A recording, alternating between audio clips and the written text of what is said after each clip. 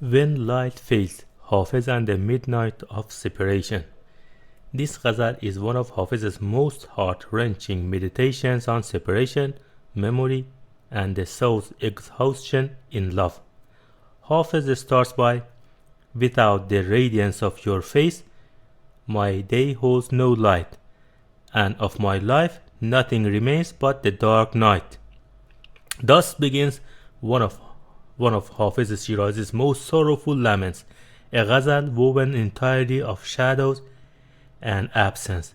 Here, love is not the sweet intoxication of union, but the long ache that follows its loss.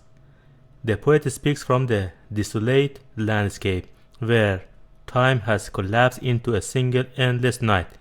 Yet, beneath the lamentation, there is a strange serenity, the stillness of a soul that has stopped fighting its own pain and begun to understand it as a kind of prayer.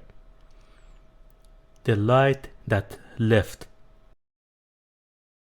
The line of this ghazal is, "Without the radiance of your face, my day holds no light, and of my life nothing remains but the dark night." In the mystic language of Persian love poetry, light is always more than sunlight. It is the presence of the beloved, divine or human. The face of the beloved is the mirror of truth, the source of being, the very reason the world is illuminated at all.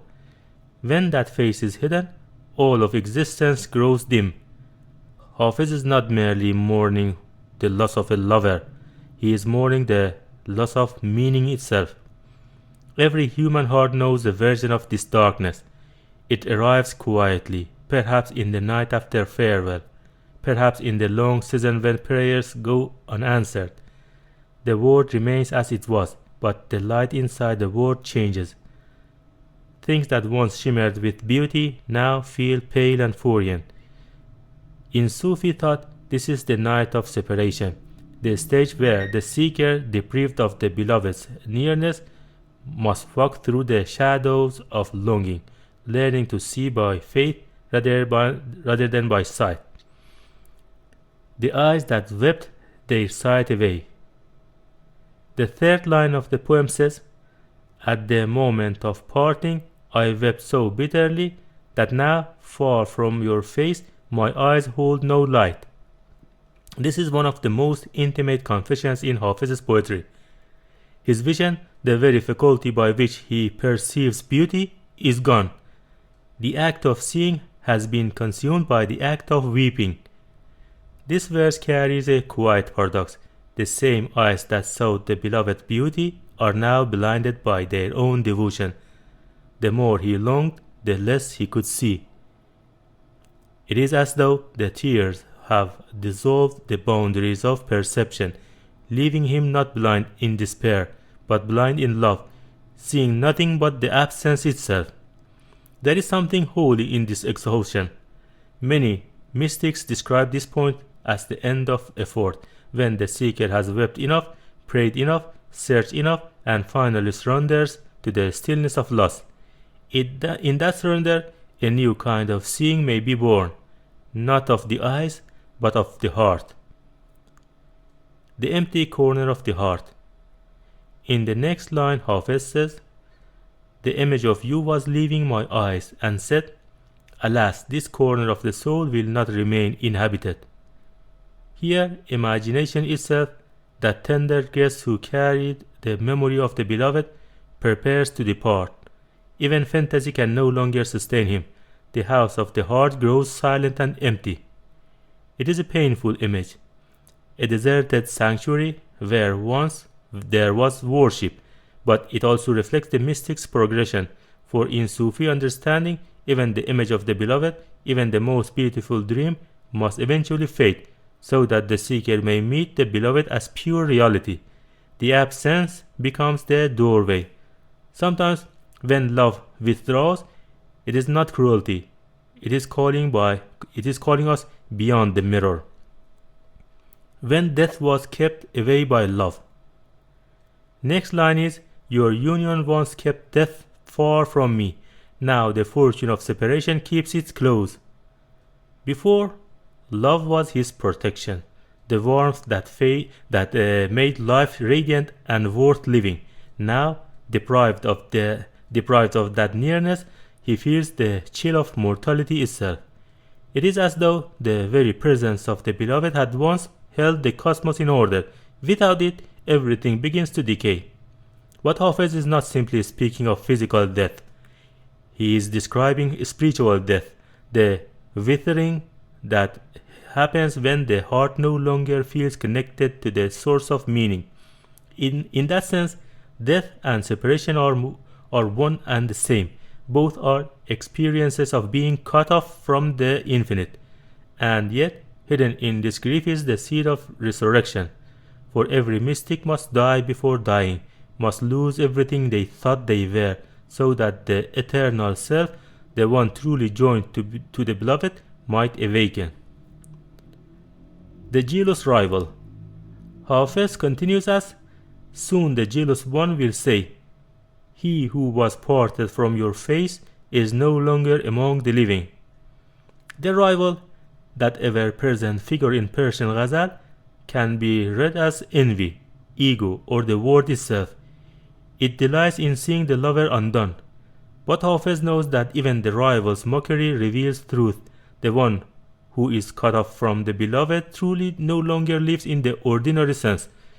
He exists, but in ashes, sustained only by memory and hope. This is the paradox of love's devotion. It kills the lover, but he would not trade that death for all the life in the world. Because even half alive in longing, he is nearer to truth than those untouched by love's fire. The end of patience. Next line is, patience is my only remedy in your absence. But how can I be patient when patience itself is gone? Patience in Sufi literature is not passive endurance. It is active faith, the willingness to wait for what cannot yet be seen. But there comes a time when even patience is burned away. Hafez is at that threshold now, where endurance collapses into surrender. The lover who can no longer endure must fall directly into the hands of the beloved. And this perhaps is what love desires all along. No composure, not perfection, but the soul made helpless and open.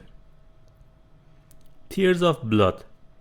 In the next line, Hafez says, in your absence, my eyes flow like a stream. If they pour blood instead of tears, let it be. They are forgiven. In this line, suffering itself becomes sacred. Hafez does not apologize for his excess of feeling. He consecrates it. The weeping of the lover is not self-pity. It is liturgy, a ritual cleansing of the soul. In classical Persian imagery, tears of blood signify the depth of passion where grief and love become indistinguishable. The heart bleeds, yet it does not wish to stop, because the pain itself is a form of remembrance. When the word of joy is closed. And finally, the last line is, Hafez has wept so long from sorrow that laughter no longer visits him. The one struck by mourning has no desire for feasts. This final couplet is not mere sadness, it is a closing prayer. It acknowledges that joy, as the world understands it, has lost its meaning for the soul who has tasted the fire of love. The ordinary pleasures, celebration, laughter, comfort cannot satisfy the one who has glimpsed eternity and lost it again. But Hafez is not bitter. His tone, though full of pain, carries acceptance. He has become one of those rare beings who understands that grief too can be holy, that sorrow can polish the heart into a mirror for the infinite. The hidden light of the dark night. This ghazal, for all its mourning, is not hopeless. Its imagery of blindness, darkness, and burning tears conceals a deeper illumination, the mystical truth that the beloved is never truly absent. The apparent distance, the unending night, the loss of sight, these are stages of purification. When all light is gone, when even patience fails, What remains is pure longing, and longing is itself a form of divine presence. As Rumi once said, the wound is the place where the light enters you. Hafez's wound has become vast enough to contain the stars. The poetic theology of separation. In Sufi thought, separation, hijran, is not a punishment. It is the mirror image of union, visal. The two alternate like breath, teaching the soul both ecstasy and endurance. Union teaches joy, but separation teaches depth. It purifies love from desire, transforming it into remembrance. The mystic's path is not a straight route toward eternal bliss. It is a spiral of losing and finding, of seeing and being blinded, of weeping and awakening again. Through every loss, something false is stripped away, until the lover no longer seeks the face of the beloved in form, but in everything. Hafez, the eternal witness of both wine and weeping, knows this truth intimately. His poetry is not about romance alone, but about the human soul's conversion with the divine, the long dialogue of absence and return. What remains after everything is gone? When the last tear has fallen, when laughter is silent, and even patience is burned away, something unexpected appears, a quiet awareness that cannot be taken. This awareness is not joy, but peace. It does not come from reunion, but from the realization that the beloved was never truly gone. The light that seemed lost was only hidden behind a veil of longing. Separation, then, is a lesson in seeing through darkness, a training in invisible faith. And Hafez, the master of paradox, turns even despair into devotion. The soul after night. In the end, this ghazal is not a complaint, but a confession of fidelity. The poet remains in love, though everything that once sustained him, sight, patience, joy, has been taken away. It is love in its purest form, love that persists without reward, without hope of return, without light, a flame that burns in absolute night. That is the essence of mystical love. To remain faithful to the unseen, to trust that even when the lamp is extinguished, the fire still glows somewhere beyond perception. The night as prayer. Perhaps that is why this poem feels so quiet, almost like a whisper to the stars. Hafez is not raging at heaven, nor pleading for mercy.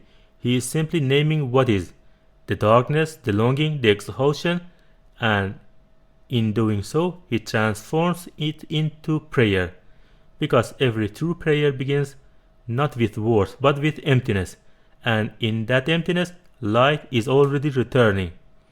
Thus, the ghazal of Bi Mehr Rukhat, without the